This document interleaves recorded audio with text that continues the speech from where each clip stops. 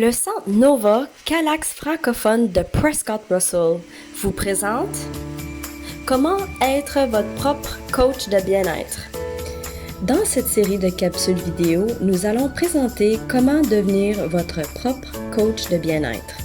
Ceci inclut comprendre le stress, celui de tous les jours et celui que l'on peut vivre pendant le confinement et le déconfinement. Et nous allons suggérer quelques stratégies ou outils qui pourraient vous aider à mieux gérer le stress. Que ce soit le stress relié à l'emploi, les enfants, les finances ou l'adaptation aux multiples changements qui découlent de la pandémie COVID-19, sachez que vous n'êtes pas seul à vivre du stress. Beaucoup de femmes trouvent cette période difficile elles aussi. En effet, selon plusieurs études, l'impact de la pandémie affecte les femmes plus que les hommes. Il ne faut pas oublier que si vous êtes une victime ou une survivante d'agression à caractère sexuel, vous êtes déjà vulnérable, car votre corps et votre cerveau sont déjà en mode hypervigilance. C'est là une des conséquences des agressions à caractère sexuel et de la violence faite aux femmes. Nous, au Centre Nova, voulons vous appuyer en créant cette série de courtes capsules. Vous pouvez les regarder d'un trait ou une à la fois, et vous pouvez retourner les regarder aussi souvent que vous le voulez. Nous avons également créé un cahier d'accompagnement pour y inscrire vos réflexions, vos émotions, vos messages clés pour vous-même. Les questions dans les cahiers sont des suggestions, des pistes de réflexion. Vous pouvez y répondre ou non. Utilisez le cahier de la façon qui vous convient. Les ressources citées à la fin de la capsule peuvent être retrouvées dans le cahier d'accompagnement. Le cahier d'accompagnement peut être téléchargé à partir de notre site internet www.centrenova.ca. Nous espérons vous aider à découvrir comment être votre propre coach de bien-être.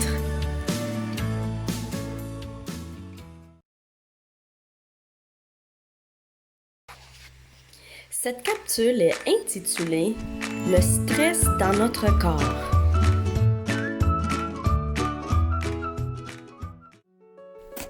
Le corps humain est essentiellement construit de la même façon depuis des millénaires. Il était bien adapté à survivre au temps de la préhistoire, se défendre des prédateurs et des dangers. Il ne change pas rapidement mais évolue au cours des siècles.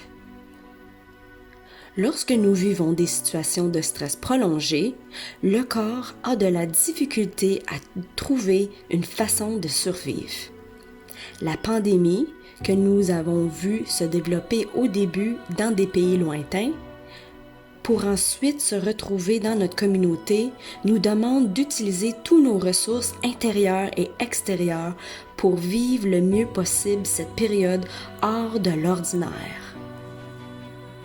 Télétravail, perte d'emploi, diminution des revenus, enfants à la maison et à l'école virtuelle, tensions familiales, augmentation du risque de violence et perte d'accès aux ressources. La liste est longue et compliquée. Comment maintenir son bien-être dans ces conditions?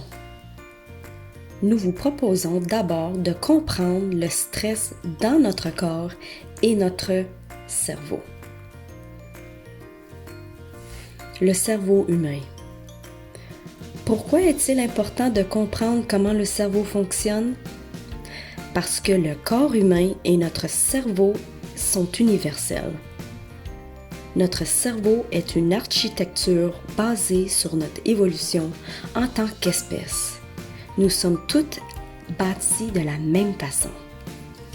Par contre, nos expériences de vie sont toutes uniques. Celles-ci influencent notre perception des choses, notre répertoire d'outils et notre habileté à gérer le stress. C'est pourquoi comprendre tout cela est la base pour pouvoir naviguer les vagues de ces fameux hauts et bas de la vie. Savoir quoi faire, pourquoi, comment et quand. et pouvoir choisir pour nous-mêmes. Un peu de biologie. Notre cerveau est un peu comme une maison à 3 étages. Le cerveau reptilien est la fondation. C'est la première partie et est un vestige du tout début de l'évolution de l'humain. On y retrouve le système de réaction automatique de la fuite, de l'incapacité de bouger et du combat. Ce système est essentiel pour notre survie, que ce soit pour réagir et se protéger des dangers, se protéger de l'ours, du mammouth ou du serpent, et aujourd'hui pour éviter la voiture qui va nous frapper ou courir vite si on se fait poursuivre. Mais cette partie du cerveau n'est pas très versatile. Par exemple, elle ne sait pas distinguer le danger réel du danger imaginé. Elle réagit rapidement sans réflexion. Elle fuit, fige ou se bat. « Il faut survivre !» dit-elle. « Allons vite !» Ensuite, les hormones sont relâchées et nous devons réagir. Faire quelque chose pour nous protéger. Par exemple, aller acheter du papier de toilette et des boîtes de conserve. La deuxième partie est le site de la mémoire et de nos émotions. On y retrouve l'hippocampe. Une exposition à un stress chronique affecte l'hippocampe, donc la mémoire et les émotions. Si vous vous demandez pourquoi vous avez de la difficulté à vous souvenir de certaines choses, le stress chronique est peut-être une partie du problème. La frustration à l'épicerie ou le manque de patience envers vos enfants sont peut-être des indices de vos stress élevés et continus dus au COVID-19. Mais, une fois le papier toilette acheté, les mains lavées, l'isolement et la distanciation sociale en place, que peut-on faire? La menace du COVID-19 est toujours là. Les nouvelles et les médias sociaux, les politiciens et les scientifiques continuent de nous dire de faire attention, de nous protéger, de protéger nos êtres chers et de rester à la maison. La troisième partie du cerveau, le néocortex, est où se trouvent les fonctions qui nous permettent de faire l'analyse des données, de prendre des décisions raisonnées et de gérer les émotions. Mais le stress peut faire en sorte que notre cerveau se sent submergé par les réactions automatiques du stress et tous les hormones sont relâchées. Ceci rend le cortex moins efficace, moins compétent. Les réflexes de survie sont essentiels, mais il ne suffit pas pour gérer le stress continu. La peur qui s'installe et les mémoires du passé qui s'activent. Nous devons donc trouver des façons pour diminuer les effets des deux autres parties de notre cerveau afin de pouvoir penser clairement. Nous ne pouvons savoir où, quand et comment le risque se présentera dans notre vie alors que les messages d'alerte continuent de nous envahir. Il faut mettre en place des mécanismes pour défendre notre mieux-être physique et mental. C'est à ce moment que l'on a besoin d'un bon coach. L'être humain n'est pas programmé biologiquement pour évoluer avec des changements rapides. Le changement se prend mieux lorsqu'il est choisi, prévu et planifié. C'est pourquoi le changement peut être difficile, surtout lorsqu'ils apportent un élément de peur. Que ce soit la peur de contracter le virus, la peur pour nos proches vulnérables et peut-être la peur pour notre santé ou notre sécurité. Ces changements peuvent être particulièrement difficiles pour les personnes qui ont ou qui ont déjà eu des difficultés avec l'anxiété ou la dépression.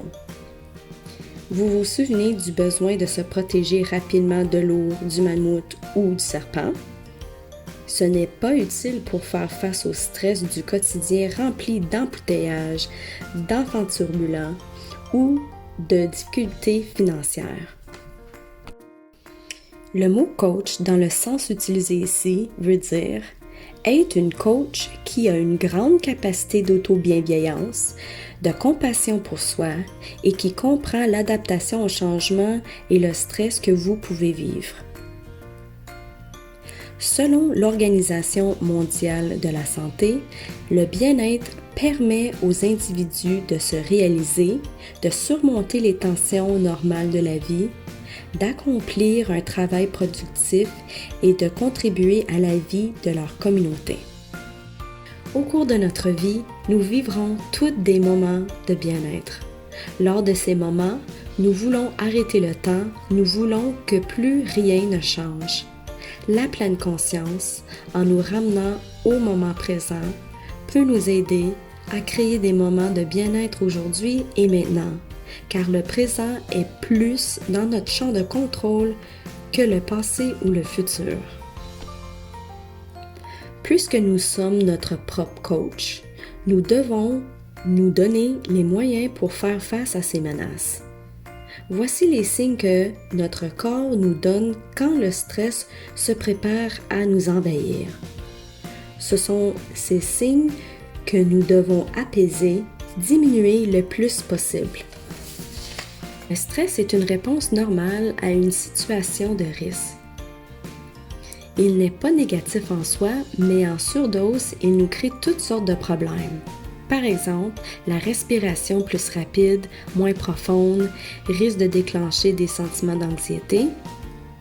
Le système cardiovasculaire s'active, les battements cardiaques et la pression sanguine augmentent et s'ajoutent au sentiment d'oppression dans la poitrine en lien avec les respirations plus superficielles. Nos sens s'aiguisent, nous sommes tendus, prêts à sursauter. Les émotions sont à fleur de peau et nos réactions plus grandes. Notre système de pensée ou de jugement n'est plus accessible parce que le corps a redirigé ses ressources vers notre cœur, nos sens et nos extrémités pour qu'on puisse se défendre contre l'ennemi. Les premiers outils que propose une bonne coach sont ceux de base, la fondation, ceux qui doivent être utilisés régulièrement, idéalement chaque jour. Premièrement, évitez de surstimuler votre sentiment d'inquiétude. Pour ceci, il faut limiter les expositions aux éléments stressants. Attention aux nouvelles en continu, aux sites d'information non vérifiés, à l'exposition aux mauvaises nouvelles, films ou livres épeurants et aux personnes négatives. Deuxièmement, apaisez vos réactions automatiques de survie, de fuite ou de combat. Outil numéro 1, la respiration. Vous pouvez pratiquer la méditation de respiration ou écouter de la musique. Notre corps a tendance à réguler notre rythme cardiaque et notre respiration au rythme de la musique. Peu importe le type de musique, classique, de relaxation, ballade, pourvu qu'elle soit calme, apaisante, nourrissante et ressourçante.